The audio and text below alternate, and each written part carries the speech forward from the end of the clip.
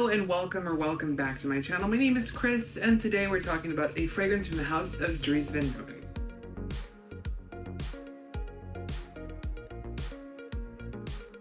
So I have to say I'm fairly excited because this house has not disappointed yet. Everything that I have reviewed from this house seems to be pretty solid, pretty good, and they do really great craftsmanship when it comes to mixing their fragrances, which is saying a lot because in a world of saturated fragrances, everyone in today's market has their own fragrance brand. Everyone talks about wanting to launch their own fragrance brand, and there's so many different houses out there at this point, and obviously with Dries Van Noten being a fashion label, they are in a saturated market. So this brand itself has surprised me. I am very excited to give you a review for it. Today's fragrance is Soie Malaquais. I'm probably butchering that, but essentially it translates into silk Malaquais or Malaquais silk, and the fragrance bottle is very beautiful. It has a very intricate design at the very bottom. It's going to be kind of like one of those china sets or those china dishes with that blue piping on porcelain type of look with a maroon glass top. Now, just so you do know, all of these fragrances are refillable, so you can refill this fragrance and save quite a bit of money. Now, this is the only one on their website that seems to be sold out, at least with the refill. So most of their other fragrances are available on their website. This one itself, like I said, is not. So that is obviously a telltale sign that this fragrance is very popular. Hello? So we have to get into costs. Now, Dries Van Noten as a fragrance brand house tends to be a little confusing with their actual pricing. So some of them are going to be a little bit cheaper, some of them are going to be a little bit more expensive. This one itself retails for $330 US, and that is going to be for a 100 ml size bottle, or 3.4 fluid ounces if you are from the US. They do offer a 200 ml size bottle. I assume it's going to be like $30, $40 more than the actual 100 ml size. Just do note that it does not come in the pretty bottle that you do get with the 100 ml. But again, with that being said, it's not available on their website. It's kind of hard to see if it's going to come back. I assume it is because it's a popular fragrance, but it's hard to say for certain. Notes for this fragrance are, on paper, this fragrance does come off a little boring, a little, a little soft spoken, if you will.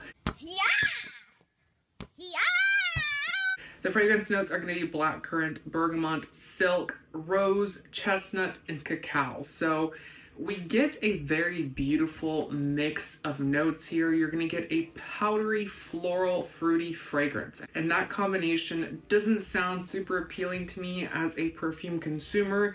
But once I actually start to smell this fragrance and I got to wear it, I got to test it out, I got to try it on, I was really shocked because it does have a lot of character to it. Blackcurrant, which typically is a note that I'm not fond of, works really, really well in this fragrance in conjunction with the silk. The silk in this fragrance, I have to say, is top tier. It's expensive, it's premium, it's luxurious, and that mixes very, very well with a very delicate rose. It smells sort of like a Bulgarian rose, or it could even be a French May rose. I mean, it's not listed as a May rose, but it could be one of those two type of roses.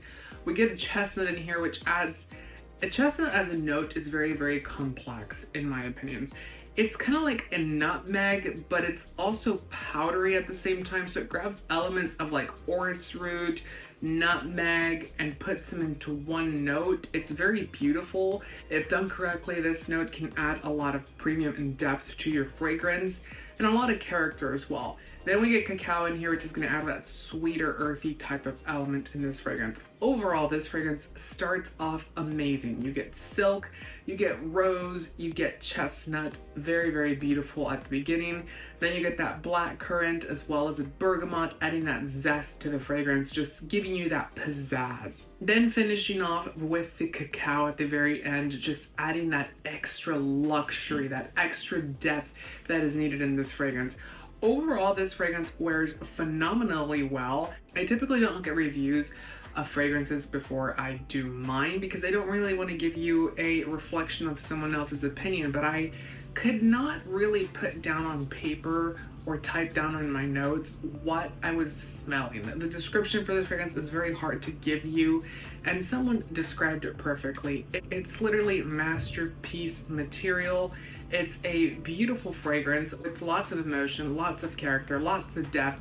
We get beautiful, silky, contrasting with floral notes, with earthy notes, zesty notes as well, and all of those put together give you this really great elevated fragrance that is hard to replicate or copy. So this is a really, really nice one. Now, I will say it reminds me of something that back in the day, now, just so you do know, I didn't grow up rich. I grew up as a poor kid. We used to shop at, well, we shopped. I mean, it was expensive, but we used to go in there and check out the deals and, you know, see if we could find something on clearance. And I used to always go to the perfume shops in these little stores. So Banana Republic, if you remember, used to have a fragrance back in the day. I don't remember what it's called, but it sort of smelled like this. Although this is a lot more premium, a lot more expensive. So with that being said, this fragrance has the appeal of being liked. So I think if you put this fragrance on, it's going to get compliments non-stop. It's going to be one of those that people really do enjoy and ask you about.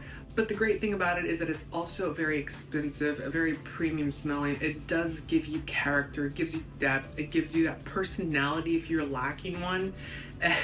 That's really shady. Back rolls. But it does, it really, really does. So I do think this fragrance has everything and all the attributes that you're looking for in a scent. It smells good, it's luxurious, it's groundbreaking in my opinion. And it's hard to kind of replicate this. So just for comparison's sakes, if you like this fragrance, other ones that would be similar to this would be fragrances like by Narciso Rodriguez. I think it's the purple bottle that's discontinued. It was one of my favorite ones from his collection. It smells similar to this. Now, it's not going to be one-to-one exactly the same. I think that this one has a lot more depth and a lot more character and a lot more luxury to it. What do you think? Have you tried any fragrance from Dries Van Noten? I've done, what, I think 3 videos at this point, and no one seems to watch them. So I'm kind of thinking no one really cares about this brand. But it's a brand, in my opinion, that is very misunderrepresented in the fragrance space. People don't talk about it as much as they should.